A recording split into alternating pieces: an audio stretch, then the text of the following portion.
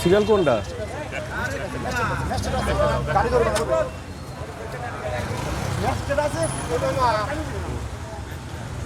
আচ্ছা, আপনি সিরিয়াল এইভাবে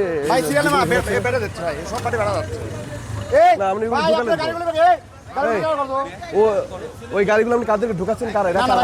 আমি দেখলাম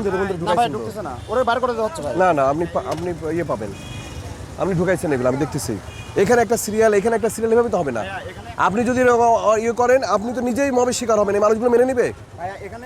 আপনি একটা সিরিয়াল রাখেন, আপনাদের জন্য করা যেতে পারে সরকারি যারা মানে ইয়ে কাজে জড়িত, যারা হচ্ছে যে টহল কাজে জড়িত, মনে করেন পুলিশ, র্যাব, এনএসআই, তাদের জন্য ভিআইপি একটা লাইন করা যেতে পারে। আপনি সাধারণ মানুষ এদেরকে এভাবে রাখতেছেন কেন? আমি তো দেখলাম তো এখানে ঢুকলো, আমি পুরোটা দেখছি, আমি ওখানে দেখতে দেখতে কথা বলতে বলতে আসছি। আবার এখানে কিছু মানুষ আছে, আমি নির্দেশনা দিচ্ছি কিছু, দেখি নির্দেশনা মানছে কিনা। ওইখানে কিছু মোটরসাইকেল বসে আছে, মনে করেন ওরা আবার আসবে কিছুক্ষণ পরে। ও মোটরসাইকেল নিয়ে আসে এবং আরো পরে আবার কিছু সময় পরে সে আবার নিয়ে আসবে।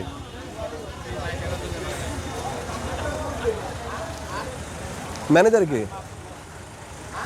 রং দিতে বলছিলাম, রং দিচ্ছেন না? রং দেননি কেন আপনারা?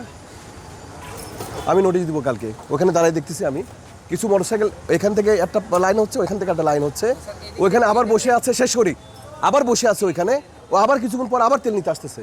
তাহলে কী হলো এটা? আমি বলে দিচ্ছি দেওয়ার আগে, এবং মাইকে মাইকে বলে দিতে হবে যে তেল নেওয়ার আগে ড্রাইভিং লাইসেন্স বা এটা চেক করার কথা।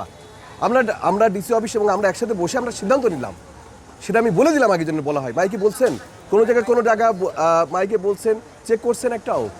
এইবার আপনার এই পাম্পটা কেন বন্ধ করা হবে না, এই মর্মে আমি একটা চিঠি দিব। শুধু এটা না, আপনি কোনো কিছু নিয়ম মানছেন না, কোনো কিছু নিয়ম না। আমরা গত দিনে দেখি এটা মব সৃষ্টি হওয়ার মতো চারপাশে ইয়ে হচ্ছে। আমি বারবার এখানে এসে মনে করলাম এরা কী সমস্যা হচ্ছে। সমস্যা তো আপনারাই সৃষ্টি করতেছেন। আপনার ম্যানেজার কই? ম্যানেজার হলে না হলে বুঝবে না তো।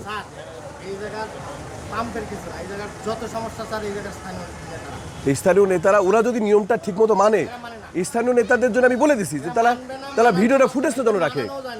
ওরা ভিডিওর ফুটেজটা যদি রাখে তাহলে কিন্তু মানে 38 ডিগ্রি সেলসিয়াস তাপমাত্রা যারা বসে আছে তারা মানবে এটা। আমি দেখছি এই লাইনটা।